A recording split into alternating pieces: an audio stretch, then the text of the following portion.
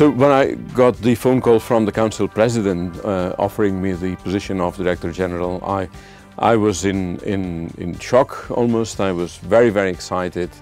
I felt the challenge immediately. I was very honored, but at the same time I realized that this was a very important challenge in my life. So this all happened in a split second, and after that I think that my most important feeling is that of excitement right now. I'm really looking forward to do this job.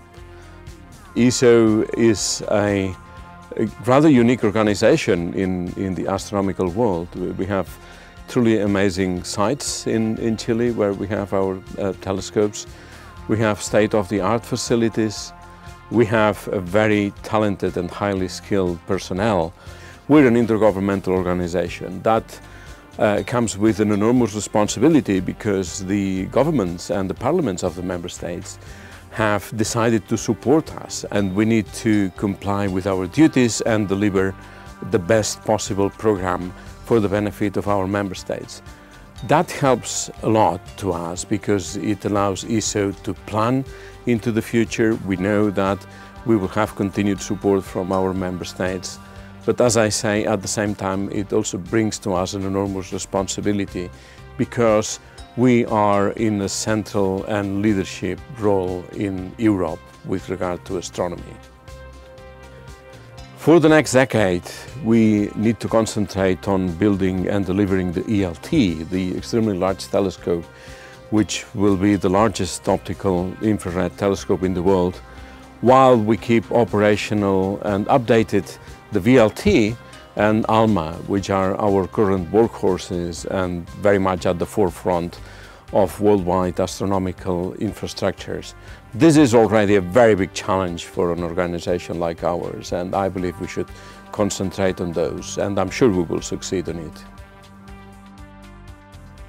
The objectives of astronomy are changing every day because it's a very lively science, and every day we make progress with our observations. So it's really very tough to predict what will be the hottest topics in a decade from now. As of today, of course, we look forward to make significant progress in the discovery of habitable planets outside the solar system, in understanding how stars form, how planets form, how galaxies evolve, what's the interplay between stars, dust, gas, black holes, and of course in understanding what is the content of the universe, what's dark matter, what's dark energy.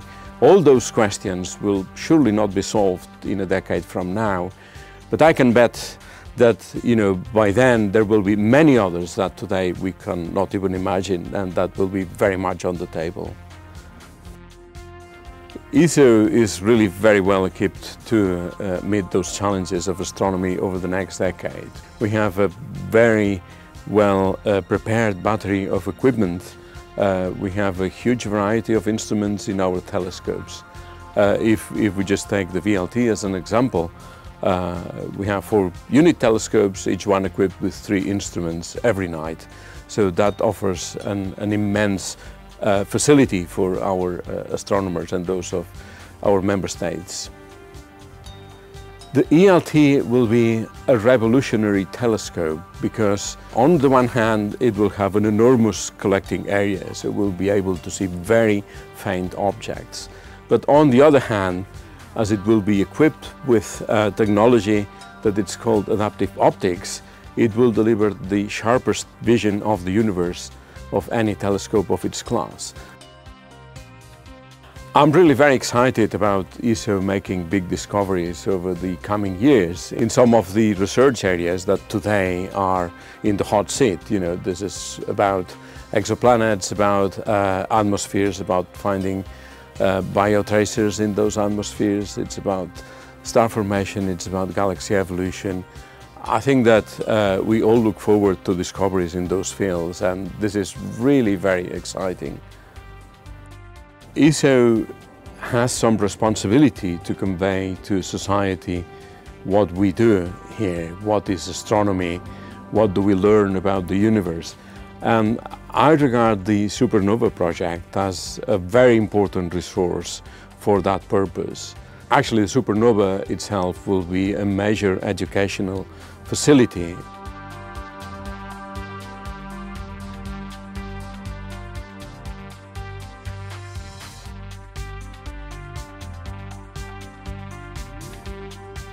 The ESO Fellowship program has been enormously successful, and of course my intent is to keep it. You can see around the world many astronomers in leadership positions who have been ESO Fellows before, so we're really proud of the program.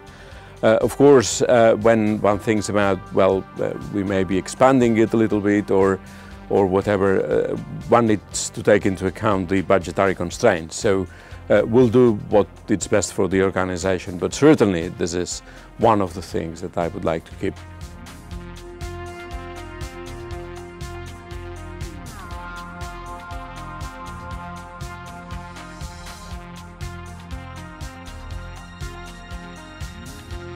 ESO's telescopes and ALMA are very heavily subscribed. We have proposals from our astronomers which bid for time which exceeds by a factor of 5 or even 10 in some occasions the available time. This produces a lot of frustration in astronomers who rightly believe that they have very good scientific proposals that cannot be executed. But unfortunately we don't have the resources to clone our facilities, and I would say that an oversubscription of a factor between 3 and 5 it's probably normal across most of the international facilities.